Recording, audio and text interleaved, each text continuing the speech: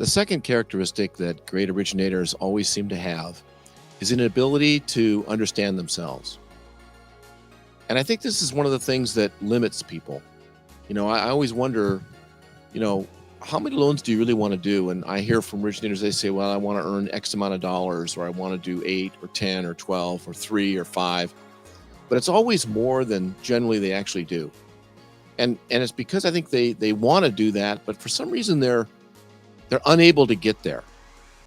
And this is where maybe I could reach out to the branch managers or the people who are sales managers and working with loan originators that want to be doing more than they're doing today. This is an area I think that you can help, because the reality is everybody has a story. Everybody has parents or teachers or coaches or peers or friends that have influenced them and put things into their subconscious, into their minds, and given them barriers. As I mentioned on an earlier video, Roger Bannister shattered a barrier and then a whole bunch of other people came after him. Well, that's kind of what you have to find out with an individual. What's stopping you from doing more? Is it the way in which you organize yourself? Is it more about maybe you don't think you deserve to do more? Is it just something that, there's a point at which you just kind of check out? And in my experience over all these years, I found that the right combination of motivation and, to some degree, a little bit of pushing can get people to break those barriers. And once a barrier gets broken, a new barrier gets set, and then that gets challenged, that gets broken, and that's how people grow and develop. I know I do personal training on a weekly basis, and I could do it myself. It's not that I don't know what the exercises are, but to have a trainer with me, making sure I do it right and encouraging me and then pushing me to do more, I know I get a tougher and stronger workout. I know I'm better with that person helping me. And I think that this is an area that it isn't just innate. You might have a perception that you're only a 6-unit a month originator. The truth is there is no 6-unit a month limit. You can be what you need to be. Some people may choose, because of personal circumstances, to back up their production or to get it larger. But if it's that's a reasonable situation. But as a partner and a coach and a sales manager, when you're working with originators, clearly trying to understand what motivates them internally, what their real objectives are, and what barriers are they facing that may not come out the first time you have a conversation with them. I know when I interview people, I talk about what's happened in their life that's been dramatic, that's impacted them in a negative or a positive way. And when you learn what those things are, sometimes it makes you understand why this person might be only limited at a certain level.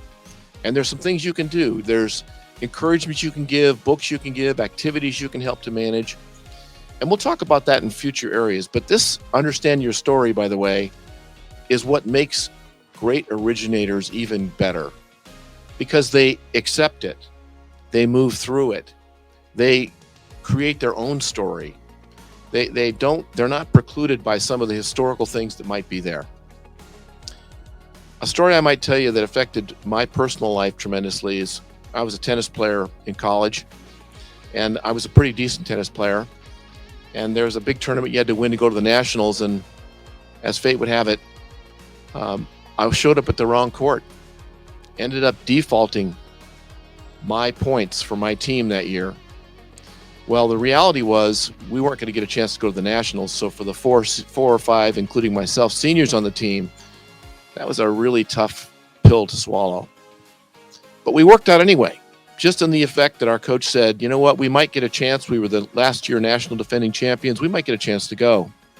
And even though we didn't win the district tournament, which qualified us automatically, we might get an at-large bid if one of those teams can't go.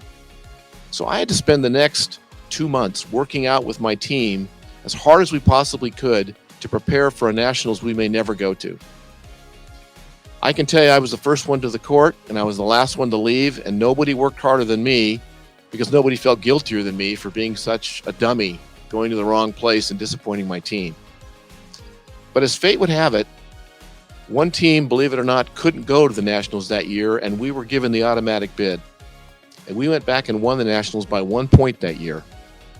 And I often think about that. What would have happened had we not have gone? Would have it changed what I thought of myself? Would it have changed how I lived my life? It may have. It may not have. It may have just been one of those things that even drove me harder. It's hard to know, but it's part of my story. And I understood every day when I went out there how that was going to affect my life. So if you're managing originators or you are an originator, try to figure out what your story is. What are the things keeping you from being the best you can be? When you figure that out, you'll join a great group of people that have become great originators.